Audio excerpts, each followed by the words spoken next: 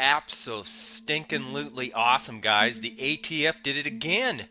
They made millions of Americans just like us criminals. Yay!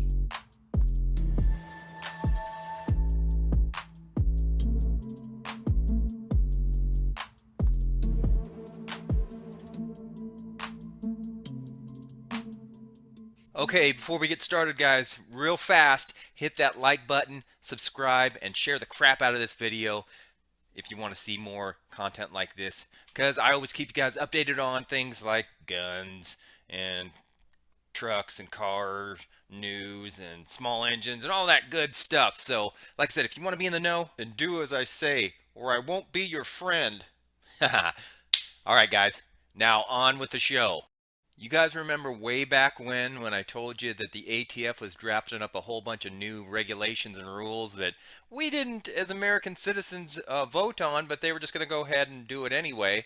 And it looked like it kind of fell through for a little while. And then we got a ruling that said that they were going to come out sometime here in the new year and go ahead and just try to put it through. Well, they went ahead and did it. That's right, the ATF drops the new pistol brace rule, and it's not looking good. Although I will say there is one caveat to that. And I'll tell you later because I don't want to ruin it now, because it does make it a little easier to swallow this news. But like I said, we'll go ahead and cover that here in just a bit. So the ATF, like I said, announced the big brace rule, and it has been formally approved. It will have some gun makers and, of course, a lot of us regular citizens, the U.S. gun owners, scrambling to stay on the right side of the law with the feds. Boo! The rule was announced in a somewhat cryptic statement from the Justice Department on January 13th, 2023. It says that if an individual manufacturer or retailer puts a brace on a firearm that was not designed as a pistol, and like the one, I hate to say it, that I recommended you guys get, and that was the Smith & Wesson 22 that has a little brace on there because it's technically a pistol. Yeah, I hate to say it, we're screwed, guys. Sorry, I didn't mean to recommend something that was going to be under this new rule, but yeah, like I said, we didn't get any input on this, or they didn't take any input from us. So, yeah, of course, they're just going to go ahead and do whatever they want to do, and this is what follows. So back to the story. It says that if an individual manufacturer or retailer puts a brace on a firearm that was not designed as a pistol and has a barrel under 16 inches long, it is now considered a short-barreled rifle under the National Firearms Act of 1934. That means to legally remain in that configuration, it would require a tax stamp, which is, of course, what they want, more money, and a registration. Yes, I said a national registration with the Bureau of Alcohol, Tobacco, Firearms, and Explosives. And this is what they have wanted all along, was a national registry, because they want to be able to track you. So, gosh, people, this is just out of control, and I am so ticked off right now. I'm seeing red. In the announcement, Attorney General Merrick Garland, such a good guy, explained that the concern addressed by the rule was that braces were being used to circumvent the NFA. There's no way of knowing how many braces are in circulation, but it's in the millions. Even the ATF estimates 7 million braces exist. And of course, yeah, they don't have to estimate anymore because they're going to know exactly. And like I said, that was their whole point. And plus to get a little bit of cash flow into their corrupt little system there. But according to the Congressional Research Service, the number that I just said could be anywhere between 10 and 40 million of us. Gee, money Christmas. Yeah, boy, they're gonna have a huge payday and just a beautiful registry that they can just go ahead and tap in and have us out there to check on us at any time they wish. Oh my gosh. So why am I so pissed? And what are these braces all about anyway? Well, pistol braces were originally created to help people with physical limitations shoot firearms comfortably and with accuracy. And that is the whole point, is that they're going after people like our veterans that lost you know hands or got their arms damaged from something, no fault of their own. And yeah, they want to be able to still shoot a rifle or a pistol, and the only way they can do it is by having some type of aid that lets them shoot it uh, uh, in the first place, that lets them actually shoot, and then lets it lets them do it accurately. And that's the whole point of a good responsible gun owner, is to be able to shoot at whatever you're shooting accurately, so you don't hit anything that you're not intending to hit behind it or wherever you're pointing your weapon at. Hopefully it's in a safe manner, but yeah, that's the whole point here. So and then of course, like I said, obviously the National Registry really ticks me off because, like I said, this is what they've wanted all along. And where in the Second Amendment does it say that we have to have a registry to be able to own a firearm? Nowhere. And like I said, have we actually put in our input and said, "Oh yeah, we want this"? No, don't think so. And then where does it say you have to pay money to uh, be able to own a firearm? Obviously, to purchase one, yes. Uh, and sometimes you don't have to purchase one because you get it handed down to you from your previous generation, like your dad or grandpa or whatever. So yeah, where does it say you have to pay to the government to be able to have the right to do this? Nowhere. So yeah, with all those little caveats there, yeah, this is really, really gonna be a real stinker on their part, and screwing the American people. But like I said before, there is only one good thing that I like about this ruling, I guess that comes out here, and the only one thing that I like, because as you'll see, there's a couple of things that some people could say, oh yeah, well, this isn't actually mandatory because of this and that, and I'll tell you why. But yeah, it's not not everybody can qualify for these, or no, do they want to qualify for these. So we shouldn't have to be put in this position in the first place, is what I'm trying to say. But let me tell you those little caveats right now. According to the announcement, the rule goes into effect on the date of the publication. So in this case, I believe it is January 13th, so it's already in effect.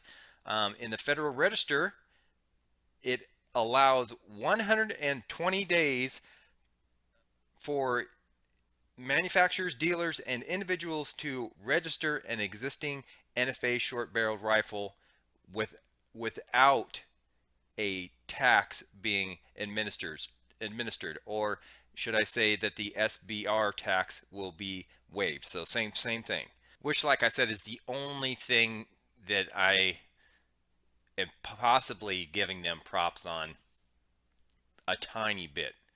But then here this, if anybody does not want to register, the ATF says that they can remove the brace to return the firearm to a pistol, or they can surrender the gun to the ATF. Well, guess what, ATF? My pistol, I can't remove the brace because it is part of the back end there, which is connected to the lower receiver, and then of course you have your upper receiver, but that is, you can take that off and um, you're all good. But like I said, it's all one piece on that lower receiver, so there's no way that I can take it off without ruining the weapon. Oh, it's ruined!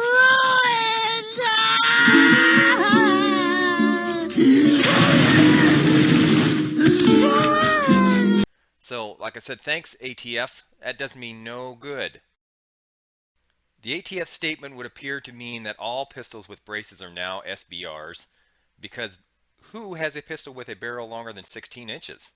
But at the end of the announcement, the feds say, nothing in this rule bans stabilizing braces or the use of stabilizing braces on pistols. Yet it remains unclear on what pistol braces would be legal. And of course, it's nothing that they said was going to ban the stabilizing braces. They just want to create a registry and all the other crap that I said. Along with the announcement, though, the ATF posted a web page explaining the rule and issued instructions on how to comply. And I will have, of course, that explanation and the instructions in the comments or description, should I say, down below. So you can go ahead and do whatever you think is necessary for you. But that way you'll be hopefully legal, and we can, I guess, move on past this, because it looks like it's the ruling's not going to go anywhere unless the Republicans in the House put in through a new bill that tries to stop this, but I don't foresee that happening. And also with that web page that I'll be including, it lists the possible braced firearms that the ATF now considers to be SBRs, and hopefully it will encompass a large swath of models, so you won't be left in the dark on what exactly these cover. But if you want to, you can go back to my previous video that I guess explains basically what they are looking for as far as the criteria, because there is a sheet that they will be looking at, and I will put that in the link down below too, so you can watch that video and go ahead and get on their website and check out, like I said, their criteria to see if you do have an SBR, which basically everybody does, so it's kind of not even worth your time, but to watch my video it is. If you're like me and you do not want to read the ATF's new rule, which clocks in at nearly 300 pages and is the exact opposite of clear and straightforward, go ahead and, like I said, I'll have that link there for Form ATF Worksheet 4999. And like I said, it's first glance, it may not be immediately obvious what all firearms on the list have in common, but this now shelved worksheet here may provide some insight, and that's what the new brace scorecard is based on. And a little background here, the proposed worksheet 4999 assign point values for the objective design characteristics or features that are common to rifles, features such as associated with shoulder stocks and limiting the ability to use the stabilizing brace as an actual brace. These point values range from 0 to 4 points based on the degree of the indicator, explained as follows. 1 point is a minor indicator. The weapon could be fired from the shoulder. 2 points, moderate indicator. The weapon may be designed and intended to be fired from the shoulder. 3 points, strong indicator. The weapon is likely designed and intended to be fired from the shoulder. Or 4 points, decisive indicator. The weapon is designed and intended to be fired from the shoulder. The point values associated with particular features or designs were based upon their relative importance in classifying the firearm under federal law. Therefore, more points were assigned to design features that more strongly indicated that the manufacturer or maker's intent was to produce a shoulder-fired weapon. And what does this all kind of come down to? This administration continues to find new ways to attack gun owners. And this time their target is brace equipment firearms that allow persons with disabilities to safely and effectively use pistols. The good thing about this is there are some foundations out there that are or have thrown out their little lawsuits right now. And one of them is the Gun Owners of America Foundation, and the other one is the Second Amendment Foundation. And they've each filed lawsuits against the ATF over arm braces and will amend it to conclude their new attack. So, looks like all is not lost. We might have a slight chance of overturning this, but in the meantime, guys, like I said, hopefully I gave you some, I guess, ammunition on and insight on how to go ahead and comply with this ruling, because you don't want to be a criminal, especially if you're a law-abiding citizen. And yes, all this sucks really bad. You can tell it in my voice. I'm very disappointed. But like I said, I hate to be put in that position to where I have to do this, but I don't see any way around it. So like I said, I gave you this, guys, this stuff to hopefully help you navigate, all this confusing stuff. And I guess choose for yourself to whether you want to go ahead and comply with this ruling or not. But anyway, like I said, thanks for watching, guys. I really appreciate it. I will support you in anything and any decision that you make. So if you want to let me know in the comments down below what you guys think about this, and if you want to be so bold as to let me know what you're thinking on doing, or did you comply with this, or what's going on? What are you gonna do? That's the big question.